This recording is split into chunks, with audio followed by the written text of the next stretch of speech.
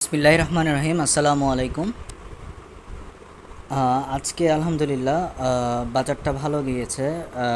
প্রথম থেকেই up trend ছিল এবং কি শেষ পর্যন্ত আপ ট্রেন্ডটা অব্যাহত ছিল।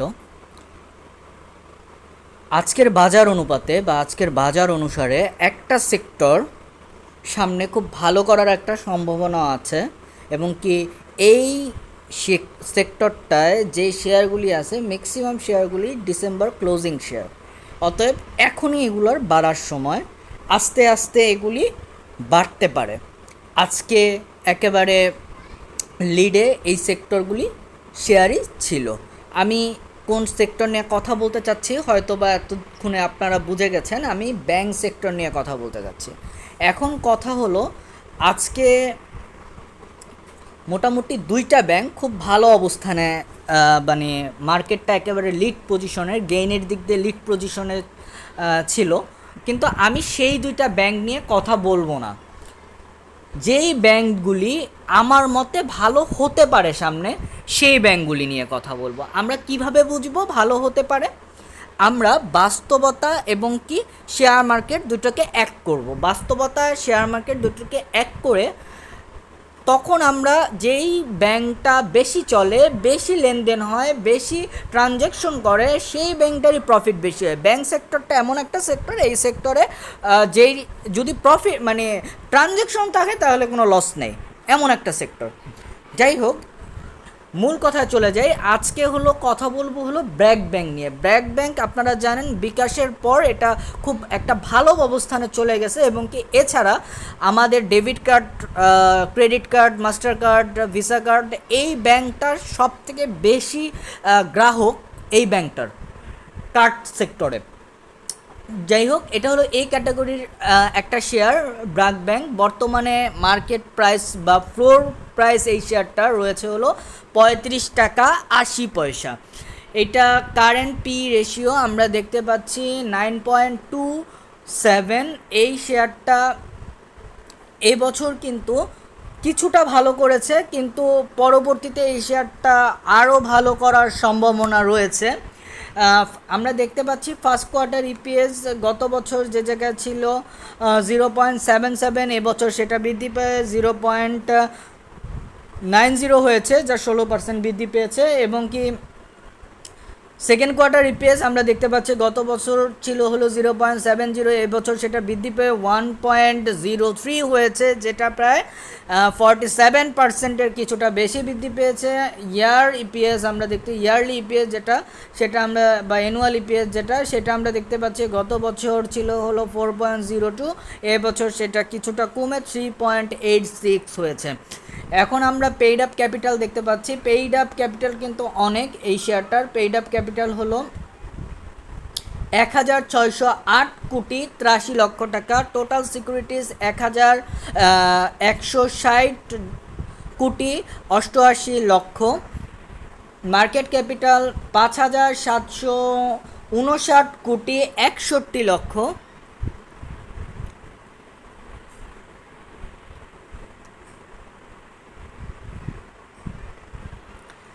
শেয়ার হোল্ডিং পার্সেন্টেজে আমরা চলে যাই। শেয়ার হোল্ডিং পার্সেন্টেজে আমরা দেখতে পাচ্ছি ডিরেক্টর খুব বড় একটা পার্সেন্টেজ শেয়ার হোল্ড করে আছে, প্রায় 46% শেয়ার হোল্ড করে আছে। বিদেশি বিনিয়োগ আছে প্রায় 32%, প্রায় 33%। প্রাতিষ্ঠানিক বিনিয়োগ আছে 13%, পাবলিকের হাতে আছে মাত্র 7%। খুবই ভালো, খুবই পজিটিভ একটা চার্ট আমরা এখান থেকে বুঝতে পারতেছি। এখানে একটু খেয়াল করি, এই বছর বিদেশি বিনিয়োগ 2% কমছে এবং কি প্রাতিষ্ঠানিক বিনিয়োগ 1% বৃদ্ধি পেয়েছে। পি রেশিও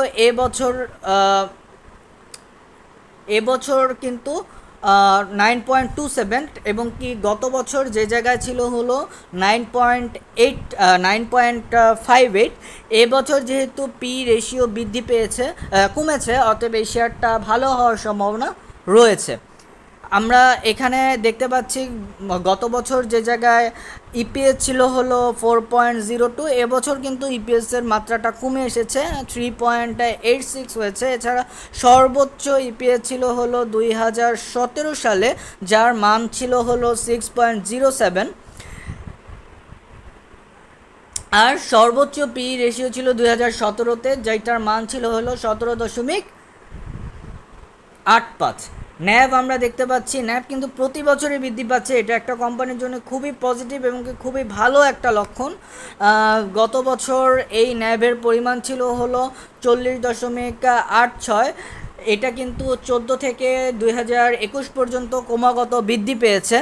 নিট প্রফিট কিন্তু ক্রমাগত বৃদ্ধি পাচ্ছে এবং কি এখানে 2022 সালে কিন্তু সর্বোচ্চ প্রফিট আমরা দেখতে পাচ্ছি। এছাড়া সর্বনিম্ন প্রফিট ছিল 2014 সালে। ডিভিডেন্ড এই শেয়ারটা কীরকম দেয় সেই ক্ষেত্রে যদি আমরা বলি, ডিভিডেন্ডটাও কিন্তু মাত্রাটা খুবই ভালো। এই শেয়ারটা ডিভিডেন্ড দিচ্ছে হলো 8% স্টক এবং কি 8% ক্যাশ। এটা ছিল 21-22-এর ডিভিডেন্ড। এছাড়া সব থেকে ভালো ডিভিডেন্ড দিয়েছে 2017 সালে 25% স্টক ডিভিডেন্ড। এছাড়া 2016 সালেও ডিভিডেন্ড ভালো ছিল, 20% স্টক 10% ক্যাশ ডিভিডেন্ড দিয়েছে। এবছর হয়তো বা 8% স্টক 8% ক্যাশ দেওয়ার সম্ভাবনা সব থেকে বেশি। First quarter, second quarter, third quarter ইপিএসের যে হিস্টোরি আমরা সেটা দেখতে পাচ্ছি, সেই ক্ষেত্রে আমরা সব থেকে ভালো হিস্টোরি দেখতে পাচ্ছি 2022 সালে। 22 সালে এই শেয়ারটার হিস্টোরি সব থেকে ভালো ছিল। এখন আমরা চলে যাই হলো টেকনিক্যাল অ্যানালাইসিসে বা চার্ট অ্যানালাইসিসে। চার্ট অ্যানালাইসিসে গেলে আমরা দেখতে পাবো এটা হলো ডে ক্যান্ডেলস্টিক প্যাটার্নে আমরা দেখতে পাচ্ছি এখানে যেহেতু শেয়ারটা ফ্লোর প্রাইসে অবস্থান করছে, সেহেতু এই শেয়ারটা বিগত অনেক দিন ধরে লেনদেন হচ্ছে না। আরএসআইয়ের মান একেবারে তলানিতে পড়ে আছে, যেটা একদমই ঝুঁকি নেই বললেই চলে, বা এখানে আরএসআইয়ের মান অনুসারে ঝুঁকি নাই একদমই। এমএসিডির মান কিন্তু পজিটিভ, যা এখন আমাদের বাই সিগন্যাল দিচ্ছে। আমরা চলে যাই হলো উইকলি ক্যান্ডেলস্টিক প্যাটার্নে। উইকলি ক্যান্ডেলস্টিক প্যাটার্নে গেলে আমরা দেখতে পাবো এই শেয়ারটা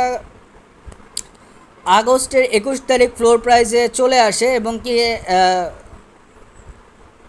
2022 সালের আগস্টে। এটা কিন্তু প্রায় অনেক দিন ফ্লোর প্রাইসে। এটা কিন্তু এখন যেহেতু এই শেয়ারটা ডিভিডেন্ড ঘোষণা করবে সামনে, বা একটা কার্যক্রম আছে তাদের, এই কার্যক্রমের জন্য এই শেয়ারটা কিন্তু বৃদ্ধি পাওয়ার সম্ভাবনা সব থেকে বেশি।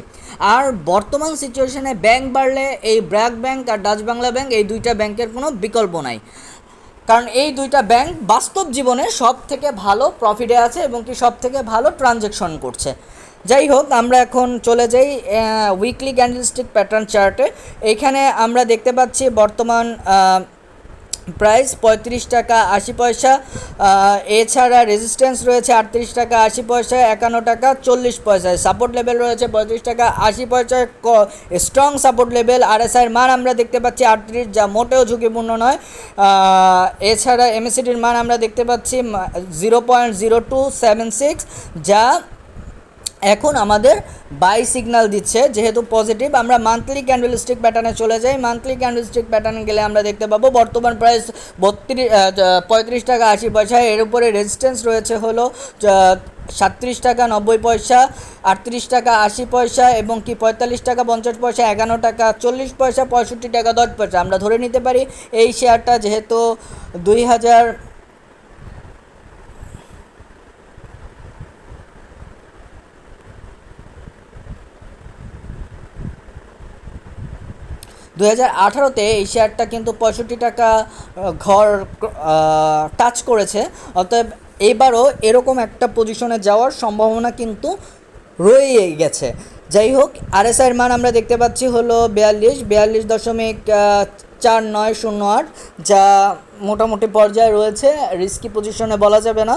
এমএসিডির মান আমরা দেখতে পাচ্ছি -0.1220, যা এখন পর্যন্ত সেল সিগন্যাল অব্যাহত আছে। আজকের ভিডিওটা এ পর্যন্তই। আপনারা অবশ্যই দেখে শুনে বুঝে বিনিয়োগ করবেন। আমার কাছে মনে হলো সামনে এই সেক্টরটা কিছুটা মুভ করার সম্ভাবনা রয়েছে, তাই আপনাদের সাথে শেয়ার করা। যাই হোক, সবাই ভালো থাকবেন, সুস্থ থাকবেন। সবাইকে অসংখ্য ধন্যবাদ। আল্লাহ হাফেজ।